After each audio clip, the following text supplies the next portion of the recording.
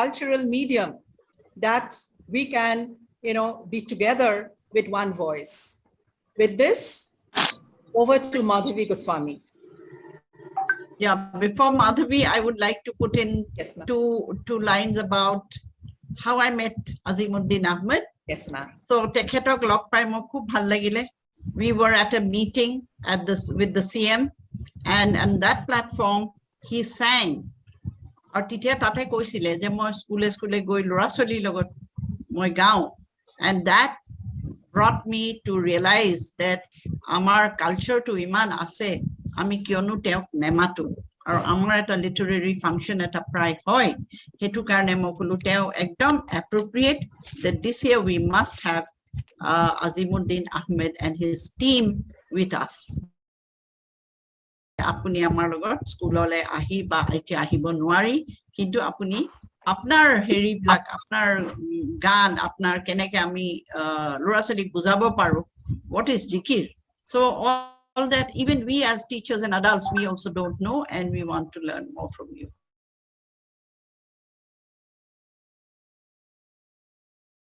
Public school. We want you again and again, and maybe the children will learn from you. Thank you very much. Namaskar. Over to you, Madhavi. Ajir Onusthanat Uposthit, Amar Schoolor Founder Managing Trustee, Shraddhar Nelly Ma'am, Principal Ma'am, Vice Principal Sir, Uposthit Ami Aji Nimantron Janoa, Onnyanyo Schoolor Shikhok Shikhotri, Aru Chhatro Chhatri Hokol, Amar Nijor Bidyalayor Chhatro Chhatri Aru Shikhok Shikhotri Hokol, Hokoluke moi Aji ei Onusthanoloi Antorik Sombhason Janaisu, Adorni Janaisu. Aji amar ei Onusthantu জিকিৰৰ ওপৰত এটি কৰ্মশালা অনুষ্ঠিত কৰিবলৈ আমি শ্ৰীযুত আজিমুদ্দিন আহমদ ডাঙৰীয়াক নিমন্ত্ৰণ জনাইছিলো তেখেতৰ বিষয়ে মেমে অলৰেডি ক'লে নেলি মেমে যে তেখেতক আমি আজি আমাৰ মাজত পাবলৈ সুযোগ পালো নেলি মেমে তেখেতৰ বিষয়ে আমাক দিল আৰু আমি তেতিয়াই ভাবিলো যে যেহেতু ক্লাস 10ত আমাৰ পাঠ্যক্ৰমত জিকিৰ আছেই গতিকে আমি যদি জিকিৰৰ ওপৰত এটি কৰ্মশালা কৰো তেতিয়া হলে অকল আমাৰ স্কুলৰ ল'ৰা ছোৱালীয়ে নহয় অন্যান্য স্কুলৰ ল'ৰা ছোৱালী সকলো উপকৃত হ'ব সেই উদ্দেশ্যে আজি এই কৰ্মশালাটিৰ আয়োজন কৰা হৈছে মই এতিয়া আজিমুদ্দিন আহমদ ছাৰৰ বিষয়ে চমুকৈ অকমান ক'বলৈ ওলাইছো মোহাম্মদ আজিমুদ্দিন আহমেদ ছাৰৰ জন্ম হয় শিৱসাগৰৰ ঐতিহাসিক ধাইআলিত তেখেতৰ পিতৃৰ অনুপ্ৰেৰণাতে সৰুৰে পৰা জিকিৰ জাৰি গীতসমূহৰ প্ৰতি আকৃষ্ট হয় আৰু গাবলৈ লয় 1977 চনত শিৱসাগৰৰ ধাইআলিৰ পৰাই তেখেতে জিকিৰৰ প্ৰচাৰ প্ৰসাৰ আৰম্ভ কৰি বৰ্তমানেও অসমৰ চুকে কোণে এই বিষয়ে কাম কৰি আছে শিল্পী আহমেদ দূৰদৰ্শন কেন্দ্ৰৰ এজন পৰিচিত জিকিৰ গায়ক আজিমুদ্দিন আহমেদে অসমৰ বাহিৰেও দিল্লী মুম্বাই ত্ৰিপুৰা হায়দৰাবাদ আদি ঠাইতো জিকিৰ পৰিবেশন কৰি প্ৰশংসা বুটলিবলৈ সক্ষম হৈছে আহমেদদেৱে অসমৰ বিভিন্ন ঠাইত জিকিৰ আৰু জাৰিৰ কৰ্মশালা পৰিচালনা কৰাৰ উপৰিও এই গীতসমূহ পৰিবেশনৰ ক্ষেত্ৰত সাজপাৰ বাদ্যযন্ত্ৰ আৰু পৰিবেশন শৈলীৰ মূল ধাৰাটো অক্ষুণ্ণ ৰখাটোত গুৰুত্ব দি আহিছে আজি তেখেতৰ পৰা আমি জিকিৰৰ বিষয়ে কিছু নতুন কথা নিশ্চয় জানিব পাৰিম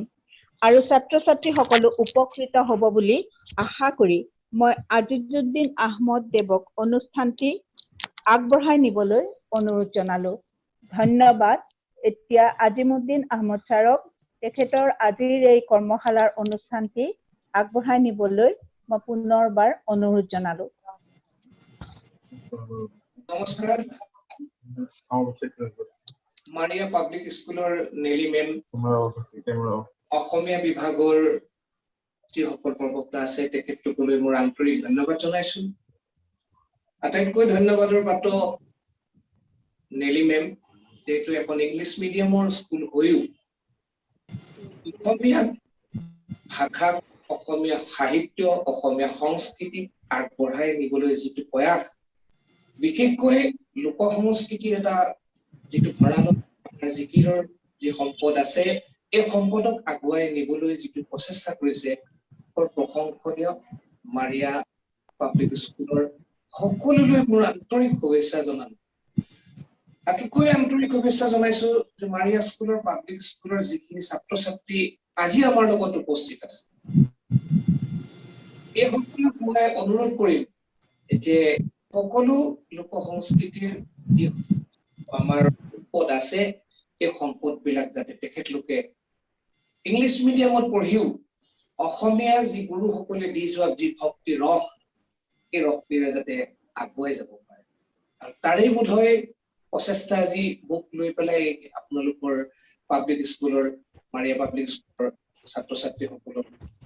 এই পদক্ষেপ আগবঢ়াই দিয়াৰ যিটো প্ৰয়াস কৰিছে তাৰ কাৰণে মই ধন্যবাদ দিছো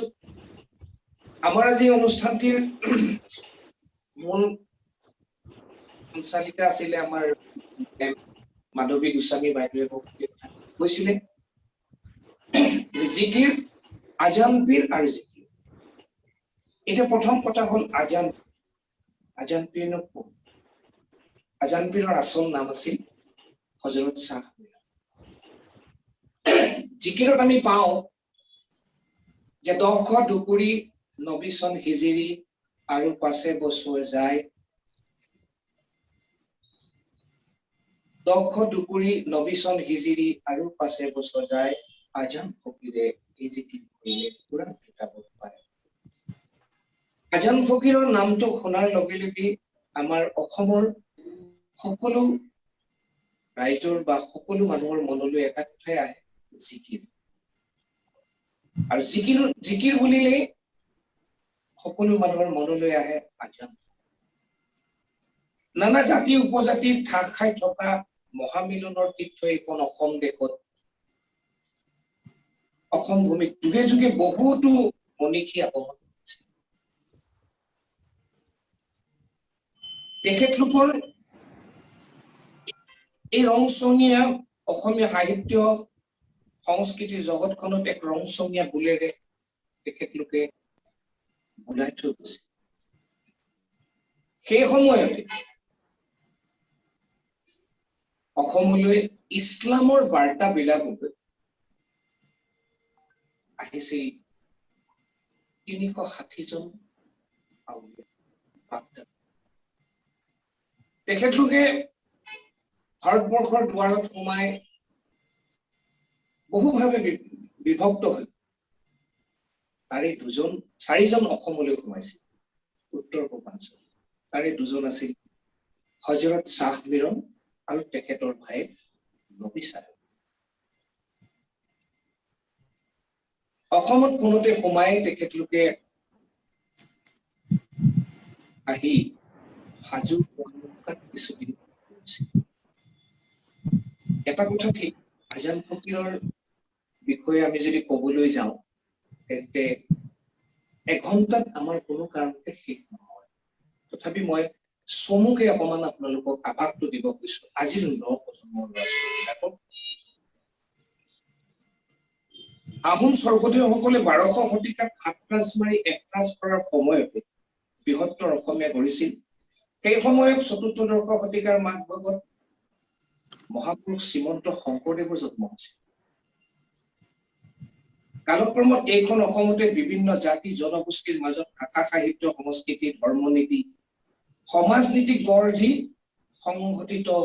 সম্প্ৰীতিৰে অসম গঢ়িছিল শ্ৰীমন্ত শংকৰদেৱ সেই সময়তে অৰ্থাৎ যদি আমি চাবলৈ যাওঁ 10 দুকুৰি 90 চন হিজৰি আৰু 5 বছৰ যায় আজান ফকীৰে এই জিকিৰ কৰিলে কুৰান কিতাপত পায় 10 দুকুৰি চনটো যদি আপুনি ইংৰাজী চনলৈ গণনা কৰা হয় তেতিয়া হলে হয় 1634 এই 1634 চনত কিন্তু আজান ফকীৰে জিকিৰহে ৰচনা কৰিছে অৰ্থাৎ তাৰ আগতে আজান ফকীৰ অসমলৈ আহিছিল কিন্তু সেই যি তাৰিখে অসমলৈ আহিছিল সেই সময় বা সেই তাৰিখ আজি আমি কোনো পোৱা নাই বা কিতাপেও সেই কথা কোৱা নাই আজান ফকীৰৰ ফটো লিখি থৈ যোৱা নাই তেখেত বাগদাদী আছিল বুলি কয় বাগদাদৰ পৰা খোজেৰে আহি প্ৰদবজেৰে আহি খাইবাৰ গিৰিপথে আফগানিস্তান হৈ তেওঁ অসমৰ দ্বাৰ এতিয়া কথা হল মই ছাত্ৰ ছাত্ৰীসকলক বুজাবৰ কাৰণে এটা কথা ক'ব খুজিছো বাগদাদ ইৰাণৰ ৰাজধানী আছে বাগ শব্দ অৰ্থ হৈছে বাগিচা ফুলনি দাঁত শব্দ অৰ্থ হৈছে ন্যায় ন্যায়ৰ ফুলনিৰ পৰা অহা সেইজন ভক্ত ইছলামিক ভক্তই তেখেতে মূলত ইছলামৰ নীতি আদৰ্শ বিলাবলৈহে তেওঁ এই উত্তৰ পূৰ্বাঞ্চললৈ আহিছে উত্তৰ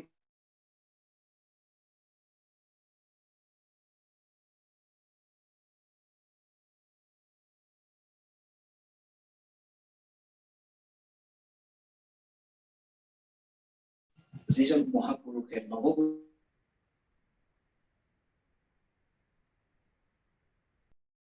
মূল মন্ত্ৰ আছিল তেতিয়া এক দেও এক সেউ এক বিনে নাই আৰু সেই ধৰ্ম প্ৰচাৰ কৰিয়ে তেখেতে নাম দিহানাম বৰগীত আদিয়ে গাই গোটেই অসমখন মুখৰিত হৈ আছে এইবিলাক দেখি আজান ফকীৰে মানে ইমান ভাল পাইছে আজান ফকীৰ সেই সময়ত আজান ফকীৰ নামটো কোৱা নাছিল চাহ মিৰণে অভিভূত হৈ গৈছিল তাৰপিছত এই নাম এই বৰগীত এই বৈষ্ণৱ ধৰ্মৰ এক দেও এক সেউ এক বিনে নাই কেও এইবিলাক বুজিবলৈ বা জানিবলৈ চেষ্টা কৰিবলৈ তেখেতেতো নাজানিছিল তেখেতৰ ভাষাটো বাগদাদী ভাষা আছিল পাৰ্বী ভাষা আছিল তেওঁ অসমীয়া বুজি নাপাইছিল সেইকাৰণে তেখেতে কৰিছিল কি অসমীয়া ভাষা শিকাৰ প্ৰয়াস কৰিছিল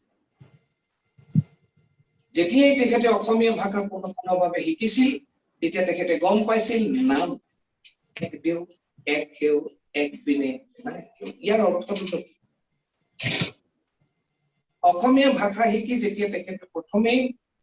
এক দেও এক সেউ এক বিনে নাই কেও যেতিয়া অৰ্থটো তেখেতে বুজি পাইছিল তেখেতে নিজে কৈছিল কোৱা এইটো দেখোন ইছলামৰো একেই কথা ইছলামৰো মূল মন্ত্ৰটো একেই যে লা ইলাহা ইল্লাল্লাহ মুহাম্মাদুৰ ৰাসূলুল্লাহ অৰ্থাৎ এক দেও এক সেউ এক বিনে নাই এই একে সত্তাকেই লৈ শ্ৰীমন্ত শংকৰদেৱে যেনেকে বৈষ্ণৱ ধৰ্মটো আগুৱাই নিছিল ঠিক আজান ফকীৰেও এই পথেৰে পথিক হৈ তেওঁ আগবঢ়াই লৈ যোৱাৰ এটা প্ৰয়াস কৰিছিল অসমীয়া ভাষা শিকি কোৰাণ শৰীফৰ পাতৰ হাৰ আদি শ্লোক অৰ্থাৎ আয়াত অসমীয়াত শ্লোক কয় আৰবীত আয়াত বুলি কয় তাৰ পৰা কিছু বচা বচা হাৰ আনি কিছুমান গীতি কবিতা ৰচনা কৰিছে ছাত্ৰ ছাত্ৰীসকলে মন কৰিব লাগিব যে তেওঁ অসমলৈ আহি অসমীয়া ভাষা শিকিছিল অসমীয়া ভাষাটো ক'ত শিকিছিল হাজোত শিকিছিল আৰু অসমীয়া ভাষা শিকিলে তেওঁ লাহে লাহে শিকি শেষত তেওঁ বিষয়দি উজাই গৈ উজনি অসমত বসতি পাতিছিল উজনি অসমৰ গড়গাঁৱত তেখেতে বসতি পাতিছিল যিডোখৰ গড়গাঁৱত ঠাই আছিল সেই মানুহখিনিয়ে তেখেতক আঁকোৱালি লৈছিল তাতে থাকি মুকলি আকাশৰ তলত তেখেতে আজান দি সকলো মুছলমান মানুহক নামাজ পঢ়িবলৈ আহ্বান কৰিছিল কাৰণ ইছলাম ধৰ্মৰ এই নামাজৰ আগত এটা আজান শুনি দিয়া হয় যিটো ধৰণে যেনেকে নামঘৰত দবা কোবালে দবাৰ মাতত সকলো লোক আহে গয়া ৰাইজ আহে ঠিক এনেধৰণে আজান দিয়াৰ লগে লগে সকলো মানুহ নামাজলৈ আহে এই আজান দিয়াৰ হেতুকে অসমৰ গড়গয়া ৰাইজে এটা আচৰিত হৈ গৈছিল যিটো এইজন ফকীৰ ক'ৰ পৰা আহিল এইটো কি বস্তু আজান কিয় দিলে এইটো কি কৰিব তেখেতে বুজাই দিছিলে যে ইছলাম ধৰ্মত নামাজৰ আগত নামাজক লৈ আহ্বান কৰিবলৈ সেই মানুহক আজানেৰে মতা হয় আৰু সেইটাৰ নাম আজান সেই আজান দি ইছলাম ধৰ্মী লোকসকলক নামাজ পঢ়িবলৈ আহ্বান কৰাটো দেখি বহু সংখ্যক লোকে অজান দেশৰ পৰা অহা লোকজনক আজান ফকীৰ বুলি কৈছিল আৰু বহু লোকে আজান দিয়াৰ কাৰণে তেখেতৰ নাম থৈছিল আজান। এইটো আজান ফকীৰ নামটো অসমীয়া ৰাইজে দিয়াহে নাম। তাতেই থাকি তেখেতে সকলো মুছলমানৰ লগত একাৰ হৈ নামাজ পঢ়াৰ পিছত ধৰ্মীয় শিক্ষা দিবলৈ তেওঁলোকে ধৰ্মীয় দিশখিনি ৰীতি নীতি আচাৰ ব্যৱহাৰবিলাক শিকাবলৈ চিন্তা চৰ্চা। যি ধৰণে শ্ৰীমন্ত শংকৰদেৱে নামৰ শেষত তেখেতে মাহ প্ৰসাদ বিলাইছিলে, ঠিক একে সময়তে আজান ফকীৰে তেখেতলোকৰ এই ভক্তসকলক তেখেতলোকৰ এই আদৰ্শখিনি বিলোৱাৰ পিছত তেখেতলোককো চিনি খাবলৈ দিছে। কিন্তু সৌভাগ্য আমাৰ এইটোৱেই যে তাত অকল মুছলমান মানুহ থকা নাছিল। তেখেতৰ কথাবিলাক, তেখেতৰ এই মৃদুভাষী কথাবিলাক শুনিবলৈ, ধৰ্মীয় কথাবিলাক শুনিবলৈ, আচাৰ ব্যৱহাৰবিলাক জানিবলৈ তাত কিন্তু বহু লোকেই গোট খাইছিল। তাত হিন্দু মুছলমান বুলি কোনো কথা নাছিল। সেই সময়তে ঠিক আজান ফকীৰে এই গড়গাঁৱত থাকোঁতে কোৰাণৰ সাৰ আনি তেখেতে গীতি কবিতা, মই আগতে কৈছো যে গীতি কবিতা ৰচনা কৰিছিলে, তাৰে নাম দিছিল জিকিৰ। ছাত্ৰ ছাত্ৰীসকল বা অভিভাৱকসকলো আছে বা আমাৰ শিক্ষক শিক্ষয়িত্ৰীসকলো আছে। মই গোটেই কথাখিনি এইকাৰণে কৈছো, তেখেতলোকে ভালদৰে অকণমান জানিলে বা বুজিলে আপোনালোকৰ কাৰণেও ভাল,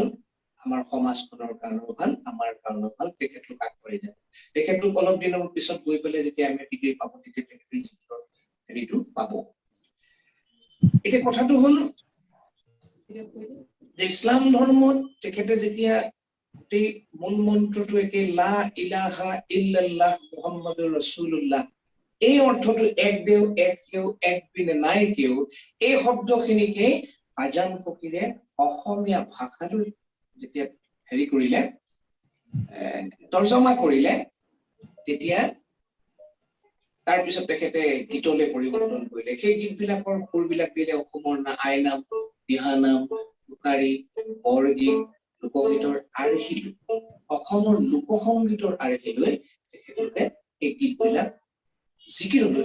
কৰিলে। কিন্তু এটা কথা মন কৰিবলগীয়া যে আজান ফকীৰে সুৰখিনি বাগদাদৰ পৰা অনা নাছিল, আমাৰ অসমীয়া থলুৱা লোকসংগীতৰ পৰা লৈছিল। কিন্তু জিকিৰত এটা কথা কৈছে যে তেখেতে যে তাতে ৰচনা কৰিছিল, তেখেতে কৈছিলে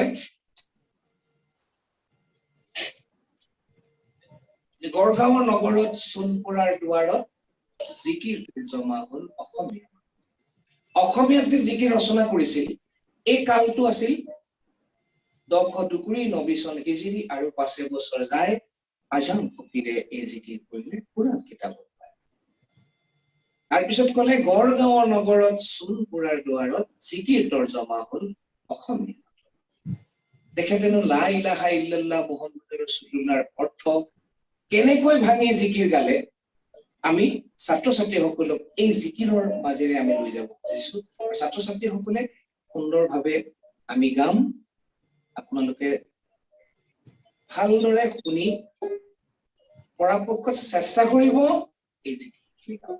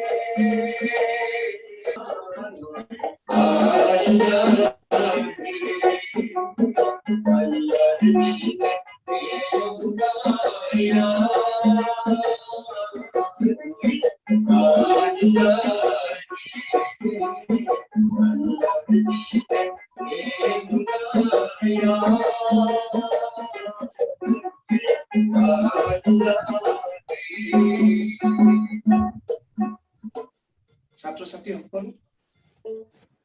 এই হৈছে আজান পীৰ চাহেবৰ প্ৰথম গীত, যিটো গীতে তৰ্জমা কৰি লিখিছিল যে আল্লাহৰ বিনে কেউ নাই, এক দেও এক সেউ এক বিনে নাই, হকৰ বিনে চক্কৰ নাই, হক মানে সত্য, সত্যৰ বিনে কোনো গতি নাই, সত্য সদায় জয়, আল্লাহৰ বিনে গতি নাই, ঈশ্বৰ বা আল্লাহৰ তেওঁৰহে আমাক গোটেই চলাই লৈ যায়, তেওঁ যদি আমাক নচলায় হয়তো আমি এই আমাৰ ছাত্ৰ-ছাত্ৰীসকলক কৈছো যে দুনিয়ালৈ আহিলো ৰঙে ৰূপে বেহালো, নেবেহালো মানিকৰে হাত। যদি আমি দুনিয়া পৃথিৱীখন ইমান সুন্দৰ ৰঙে ৰূপে ভৰপূৰ পৃথিৱী, যদি আমি ভাল শিক্ষাৰে ভাল জ্ঞানেৰে যদি আমি ভাল আদৰ্শৰে যদি আমি আজি আগবাঢ়ি যাব নোৱাৰো, তেতিয়াহলে আমি এই অময়াৰ মাধুৰী পাই মুৰ্ছিদলৈ মনত নাই।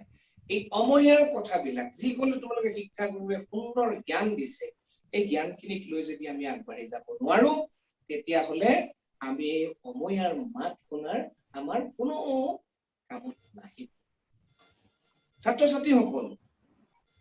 আজান ফকীৰে এই বিষয়টোৰ ওপৰতে গোটেই কথা কৈছে। আৰু যদি মই তোমালোকে যদি মোক কিবা সুধিব বিচাৰে বা আপোনালোকে যদি মোক কিবা সুধিব বিচাৰে, সোধক এই গীতটোৰ আপোনালোকৰ গীতটো কেনেকুৱা লাগিছে বা আপোনালোকৰ মন পছন্দ হৈছে নে নাই, মোক কিবা যদি কব খুজে আপোনালোকে সুধিব পাৰে।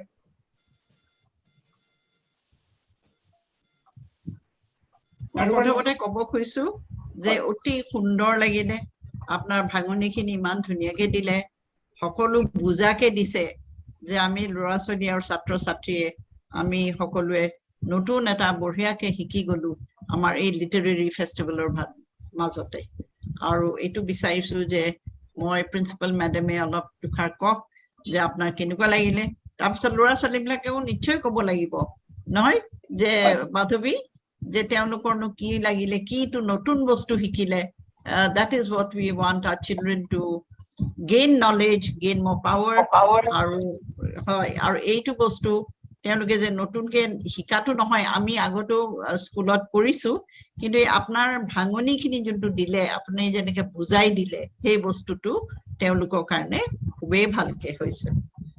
খুব ধন্যবাদ এইটো কাৰণে আৰু মোৰ প্ৰিন্সিপাল মেডামে যদি কিবা এটা কমেন্ট দিব পাৰে ভাল পাম আৰু তাৰ পিছত আমাৰ মাধৱী গোস্বামী বাইদেৱে নিশ্চয় ক'ব মোৰতো খুবেই ভাল লাগিলে মই ইনফেক্ট জিকিৰ মাজে মাজে শুনো মানে টিভিত যদি কিবা এটা প্ৰগ্ৰেম দিয়ে মই কেতিয়াও মিছ নকৰো আগৰ পৰাই ভাল পাওঁ সেইকাৰণে মোৰ খুব ভাল লাগিলে আই থিংক আমি ল'ৰা ছোৱালীৰ পৰা শুনিলে বেছি ভাল হ'ব নেকি হয় অ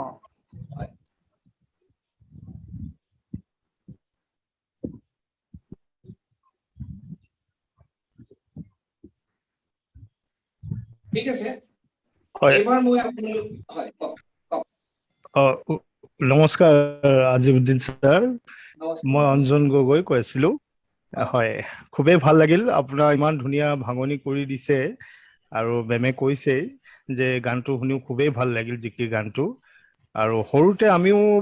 খুবেই ভালকে গাইছিলো শুনিছিলো জিকিৰ আমাৰ বৰগীতৰ লগত সমানে সমানে আমিও কিছুমান গাইছিলো তাত এটা জিকিৰ আমি সৰুতে গোৱা মনত আছে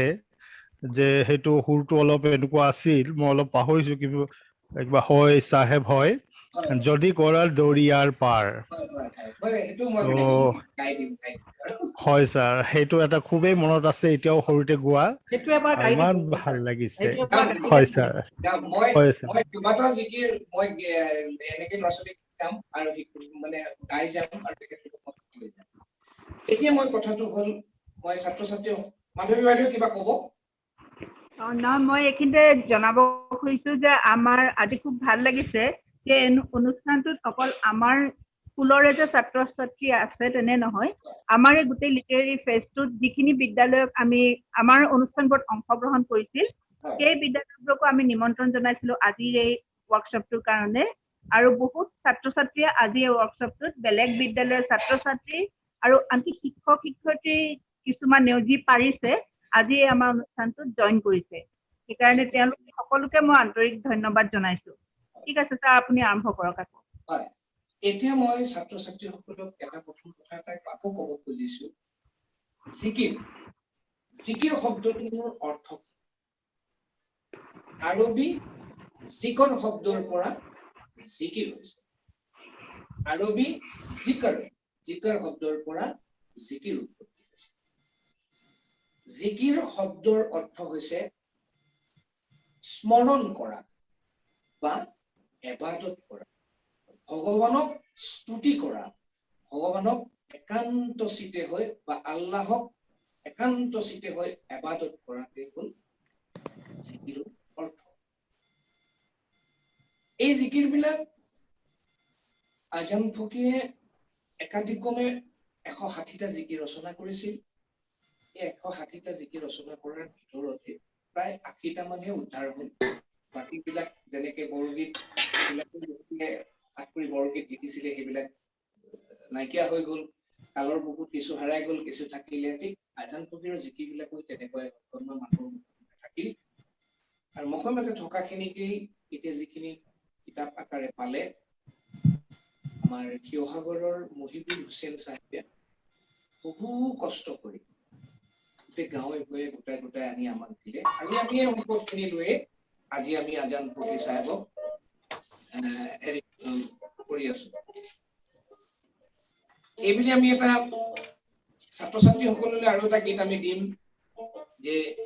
এইটো ঠিক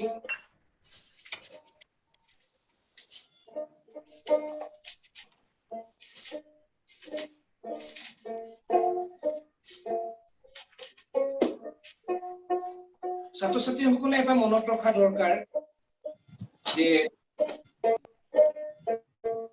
ইছলাম ধৰ্মৰ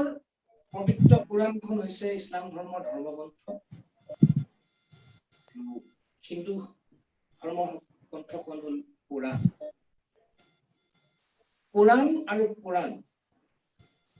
এইবিলাক শাস্ত্ৰই সব কথাবিলাক একেধৰণেই কৈছে কোনো কেতিয়াও কাকো গালি পৰা নাই কোনো কেতিয়াও বেয়া হ'বলৈ কোৱা নাই প্ৰত্যেকেই প্ৰত্যেকক ভাল হ'বলৈ কৈছে জ্ঞানী হ'বলৈ কৈছে নীতি শিক্ষাৰ কথা কৈছে আজান ফকীৰে অসমলৈ আহি তেখেতে বেদ শাস্ত্ৰও পঢ়িছিলে কোৰান পঢ়িছিলে অসমীয়া ভাষা এইবিলাক আয়ত্ত কৰি ইমান সুন্দৰকে অসমীয়া ভাষা শিকি অসমীয়া ভাষাৰে বান্ধি থৈছিলে জিকিৰক আৰু আমাক নীতি শিক্ষা দি গৈছিলে এইটো নহয় যে অকল মুছলমানকে যে এইটো নীতি শিক্ষা দিছিল তেনে কথা অসমৰ অসমীয়া এনেকে কৈছিলে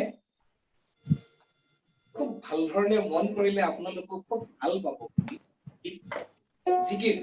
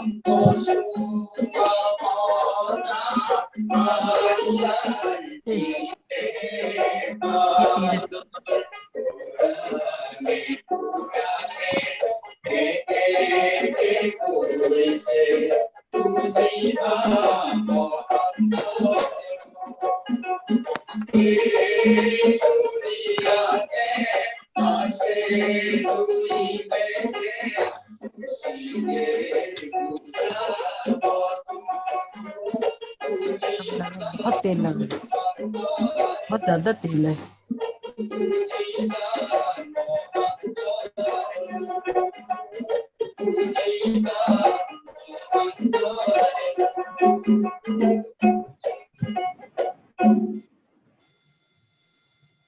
নীতি ও ধৰম আচৰণ প্ৰৱৰ্তন মনে মহন্তৰ হওক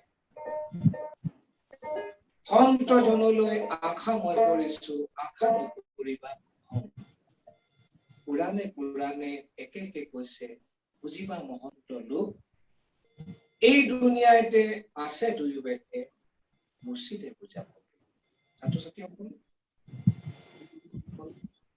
আৰু আমাৰ শিক্ষক বৰ সুন্দৰ কথা এটা কৈছে ইয়াত পুৰাণে পুৰাণে একে একে কৈছে দুইটা ধৰ্মগ্ৰন্থই একে কথাই কৈছে বুজিবা মহন্তৰ লোক মহন্তৰ লোকক বুজিবলৈ কৈছে that means মহন্ত শব্দৰ অৰ্থ কি আমাৰ সৎ যুগ সন্ত কিয়ে হ'ল মহন্ত যি মহন্ত এই সৎ মানুহে সৎ আদৰ কৰে আমাৰ সমাজখন আমাৰ মানে নতুন প্ৰজন্ম বা আমাৰ সমাজখনক আগবঢ়াই লৈ যাব পাৰে সেইজনেহে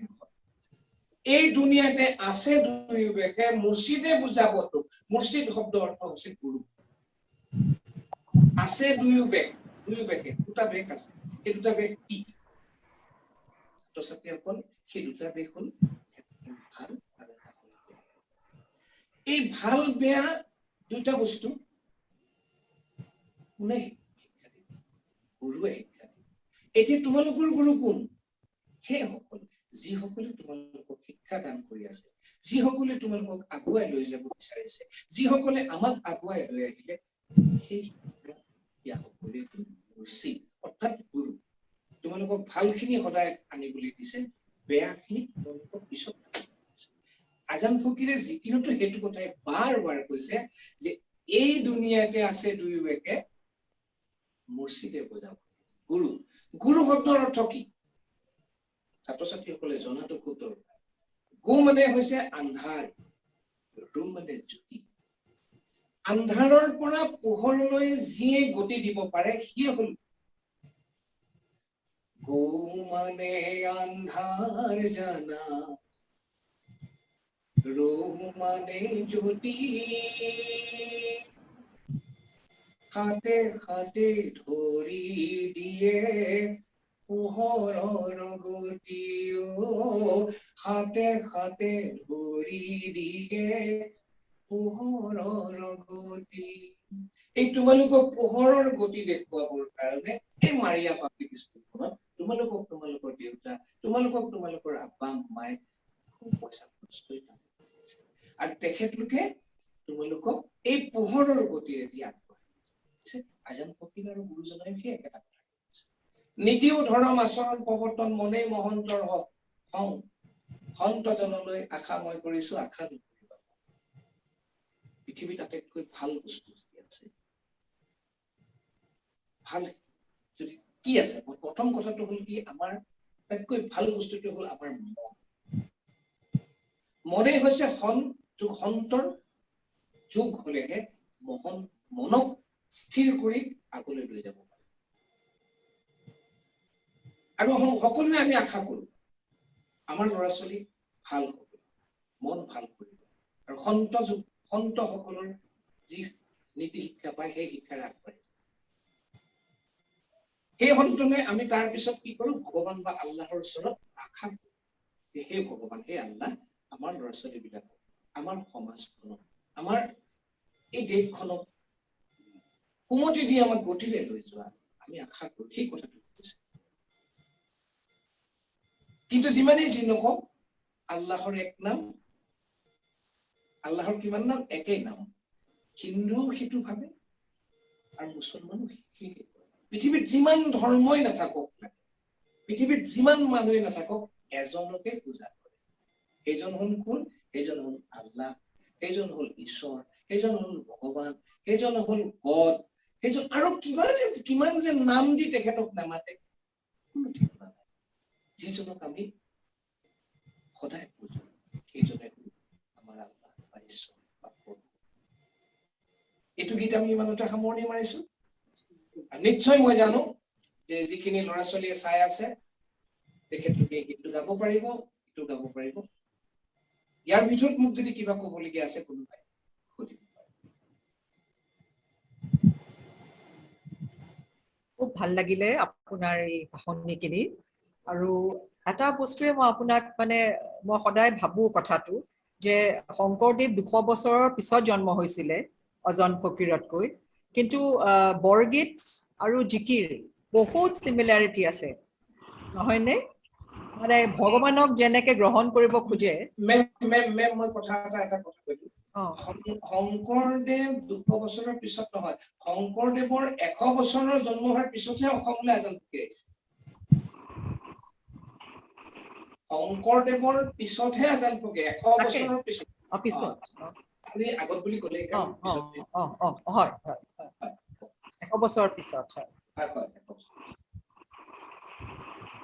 খুবেই ভাল লাগিলে, অতি ভাল লাগিলে, আৰু আৰুৱে শুনি থাকিবলৈ মন যায়। মই সঁচাকে ধন্যবাদ দিছো আপোনাক আৰু আপোনাৰ দুজন লগৰীয়া নামকেইটা জানিব পাৰোনে? আপোনালোকো ভালকে গান গাইছে। হয়, নমস্কাৰ। মইনুল হক আৰু নলবাৰীৰ পৰা আহিছে, ৰাতিপুৱাই মোৰ ওচৰত পাইছেহি। হয়, মই তেখেতক কৈছো যে তুমি ভাত বনোৱা, তেখেতে খাই যাব লাগিব।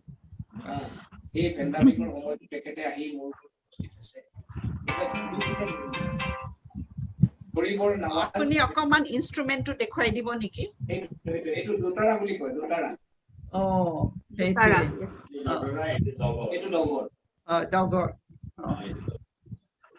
ঠিক আছে। এই ইনষ্ট্ৰুমেন্টবোৰ আমি ল'ৰা ছোৱালী বিলাকে আজিকালি চিনি নাপায়তো, তেওঁলোকে গিটাৰ বা ভায়লিন এইবোৰ বেছি চিনি পায়। সেইকাৰণে এইবোৰ আমি অকমান তেওঁলোকক জানা শুনা কৰিবলৈ এইটো বিচাৰিছিলো। ভাল বাৰু, মই ইয়াতে সামৰিলো আৰু over to you, Madhavi Goswami, you can speak to them. Yes. আৰু মই ইয়াতে এৰিছো। শেষত আমাৰ ক্লাছ 10ৰ পাঠ্যক্ৰমত যিটো এটা জিকিৰ আছে, কিন্তু হেৰা মোৰ মন আমাৰ নামত, হেৰা মোৰ মন গুৰুৰে পাৱত, যদি আপুনি অকমান দুলাইনমান গাই শুনা। আমি ক্লাছত যেতিয়া পঢ়াও তেতিয়া গান গোৱা কোনোবা ল'ৰা ছোৱালী থাকিলে আমি সেই জিকিৰটো অকমান শিকি পেলাই শুনি আহে সিহঁতে, তেনেকে আমি গাবলৈও কম যে অকমান তোমালোকে গোৱা, তাৰপিছত আমি পঢ়াম, তেনেকে আমি গোৱাও। এতিয়া যদি অকমান গোটেইটো নহলেও অকমান গাই দিলেও ল'ৰা ছোৱালী নিশ্চয় শুনি ভাল পাব, কাৰণ সেইটো সিহঁতৰ নিজৰ পাঠ্যক্ৰমৰ মাজতে আছে। হয়, সেইটোৰে আমি আজি অনুষ্ঠান সামৰিব পাৰিম। আৰু এইখিনিতে মই আজি আমাৰ এই অনুষ্ঠানত উপস্থিত থকা আমাৰ স্কুলৰ শিক্ষক শিক্ষয়িত্ৰী, ছাত্ৰ ছাত্ৰী, অন্যান্য স্কুলৰ পৰাও যোগদান দিয়া ছাত্ৰ ছাত্ৰীসকল, শিক্ষক শিক্ষয়িত্ৰী, তাৰ উপৰিও বিশেষভাৱে নেলি মেমে আজি আমাক ইমানখিনি সময় দিলে, প্ৰিন্সিপাল মেম অতি ব্যস্ত হৈ থাকে, principal ma'am, vice principal sir, তেওঁলোকেও আজি ইমানখিনি সময় দি এই অনুষ্ঠানটোত অংশগ্ৰহণ কৰিলে। সকলোকে মই অশেষ ধন্যবাদ জনাইছো। আৰু আজিমুদ্দিন আহমেদ ছাৰ আমাৰ বিশেষভাৱে ধন্যবাদৰ পাত্ৰ তেখেতে আজি ইমান সুন্দৰকে অনুষ্ঠানটো চলাই সকলোকে জিকিৰৰ বিষয়ে কিছু হলেও নতুন কথা জনালে এতিয়া স্যাৰ আপুনি এই ক্লাস 10ৰ পাঠ্যক্ৰমত থকা চিন্তু হেৰা মোৰ মন জিকিৰটোৰ কিছু অংশ হলেও গাই শুনাই আজিৰ অনুষ্ঠানটি সামৰিবলৈ মই অনুৰোধ জনালো মই দুটা গীতেই গাম আৰু এইটো গীতে এটা আপোনালোকৰ এইটো গাই দিম আৰু এটা ৰহমৰ গিৰিহত আমাৰ হেৰি অঞ্জন স্যাৰ হয় হয় মই কৈছিলো আপোনাৰ হয় কথাটো মই ৰাখিম হয় স্যাৰ ধন্যবাদ চিন্তু হেৰা মোৰ মন এই কথাটো অকনমান আপুনি গাই দিছো হয়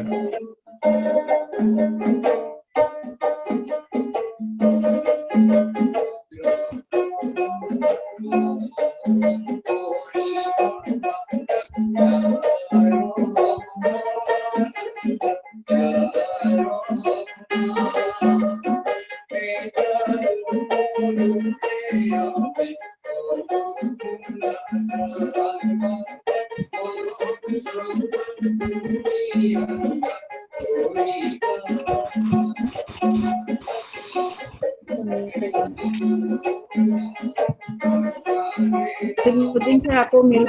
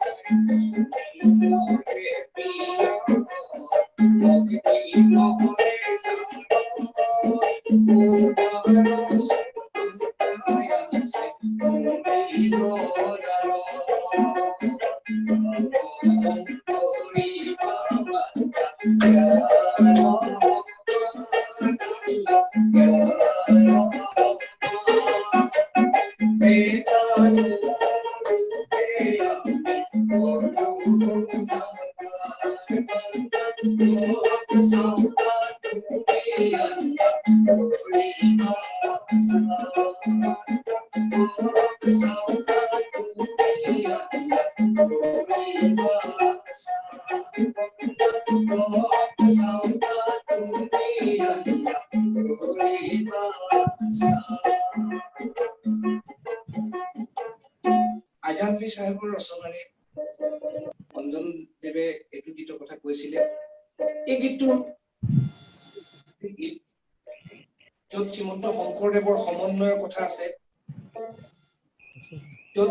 আজান ফকীৰৰ আধ্যাত্মিক গুণৰ কথা আছে এই কথাখিনিকে আমি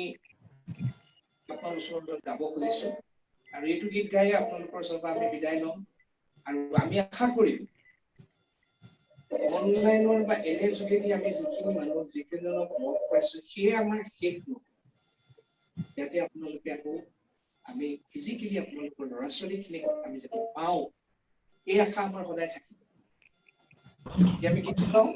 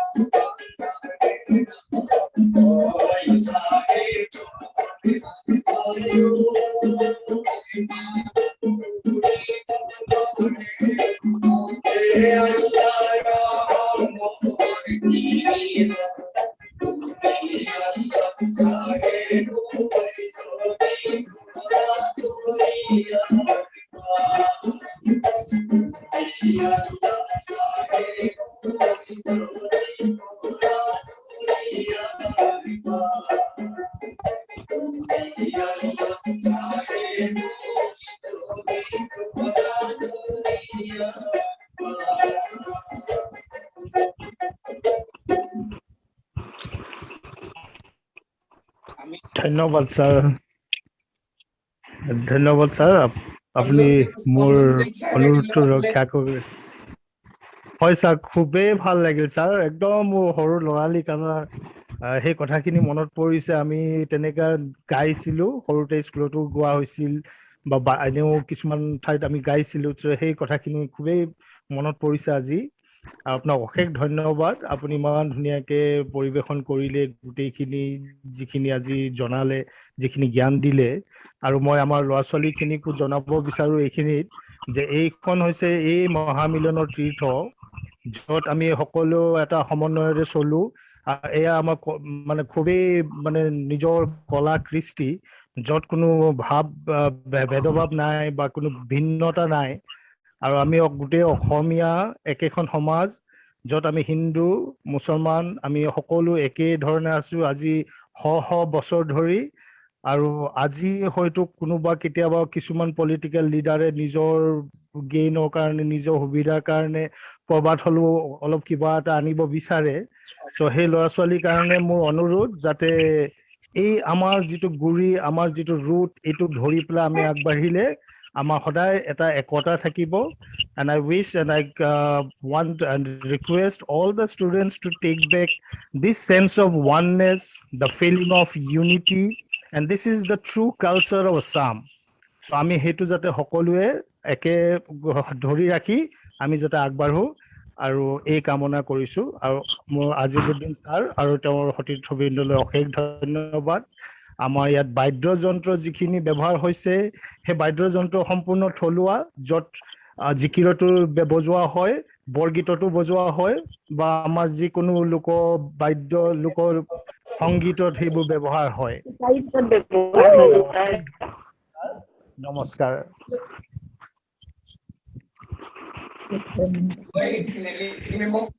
নেলি মেমক বিশেষকৈ ধন্যবাদ দিছো তেখেতে যে আমাক এইখিনি সুবিধা দিলে তেখেতৰ স্কুলৰ ষ্টুডেণ্ট সকলকে আমাৰ দ্বাৰা যে এইটো এটা পাঠ্যক্ৰম এটা দিলে বুলি ধন্যবাদ দিছো মাধৱী গোস্বামী বাইদেউক মই ধন্যবাদ দিছো তেখেতে মোৰ লগত এইখিনি কথা বতৰা পাতি আছে আৰু মই নাজানো আপোনালোকক এইখিনি কিমান দিব পাৰিলো সেইকাৰণে মই আৰু বহু কিবা কিবি চিন্তা চৰ্চা কৰি আছো সেইবিলাক আমি বহু সময় লৈ পেলাই কোনো কাম নহয় এদিন আপোনালোকৰ আপোনালোকে মাতিলে আমি নিশ্চয় যাম কাম যদিহে আপোনালোকে আমাৰ অনুষ্ঠানটো ভাল পাইছে তেতিয়াহ'লে যদি কয় আমাৰ ভাল লাগিব ল'ৰা ছোৱালী সকলক এইখিনিতে মই মাধৱী বাইদেউক ক'ব খুজিছো যে আপোনাৰ মতে আপুনি যিখিনি মোক কৈছিলে মই কৈছে নে নাই মই গম নাপালো যদি মোৰ ইয়াত কিবা ত্ৰুটি হৈ থাকিলে বুলি আপুনি ভাবে বা মোৰ ভুল হোৱা বুলি যদি ভাবে কৰি দিব নেলি মেমক কৈছো আমাৰ ফালৰ পৰা আমি শুভেচ্ছা জনালো আপোনালোকৰ ফালৰ পৰা আমাক কিবা ক'বলগীয়া আছে যদি আমাক কওক কিবা শুদ্ধ কৰিবলগীয়া আছে যদি আমি শুদ্ধ কৰি লৈ যাম আপোনালোকে আমাক আগুৱাই নিব লাগিব অসমৰ ৰাইজে যেনেকৈ আমাক আগুৱাই নিছে আপোনালোকেও আমাক আগুৱাই ধন্যবাদ ছাৰ আপুনি যিখিনি ক'লে তাৰ পৰা আৰু এটা আৰু মানে ইমান চমুকে আচলতে এইখিনি কথা ক'ব পৰা কথা নহয় তথাপিও আপুনি চমুকে সেই ভুৰুকাত হাতী ভৰোৱাৰ নিচিনাকে চমুকে আপুনি কিন্তু মূল কথাখিনি ভালকে কৈছে গতিকে পৰিৱেশ পৰিস্থিতি ভাল হ'লে ভৱিষ্যতে নিশ্চয় আমি এনেকুৱা অনুষ্ঠান এনেকুৱা এটা কৰ্মশালা নিজৰ স্কুলত অলপ বিস্তৃতভাৱে কৰিবলৈ চেষ্টা কৰিম সেই আশা ৰাখিছো সেয়া পৰিৱেশে ক'ব গতিকে ইমানখিনিকে কৈ আজিৰ অনুষ্ঠানটো নিশ্চয় সকলোৱে ভাল পাইছে ইয়াত যোগদান কৰা বাকী আমাৰ স্কুলৰ বাকী স্কুলৰো অন্যান্য স্কুল যিসকলৰ মই দেখিছো শিক্ষক শিক্ষয়িত্ৰীও আছে ছাত্ৰ ছাত্ৰীও আছে গতিকে তেখেতসকলেও যদি অকণমানো উপকৃত হৈছে আমাৰ নিশ্চয় ভাল লাগিব গতিকে সকলোকে Neli ma'am principal ma'am vice principal sir আমাৰ অংশগ্ৰহণকাৰী সকলো বিদ্যালয়ৰ শিক্ষক শিক্ষয়িত্ৰী ছাত্ৰ ছাত্ৰী আমাৰ নিজৰ বিদ্যালয়ৰ শিক্ষক শিক্ষয়িত্ৰী ছাত্ৰ ছাত্ৰীক মই পুনৰবাৰ এইখিনিতে ধন্যবাদ জনাইছো আজিমুদ্দিন আহমদ ছাৰ আৰু তেখেতৰ সংগীসকলে ইমান সুন্দৰকৈ দুটাৰা আৰু দুটাৰাৰ লগত বজোৱা ইটো বাদ্য আছিলে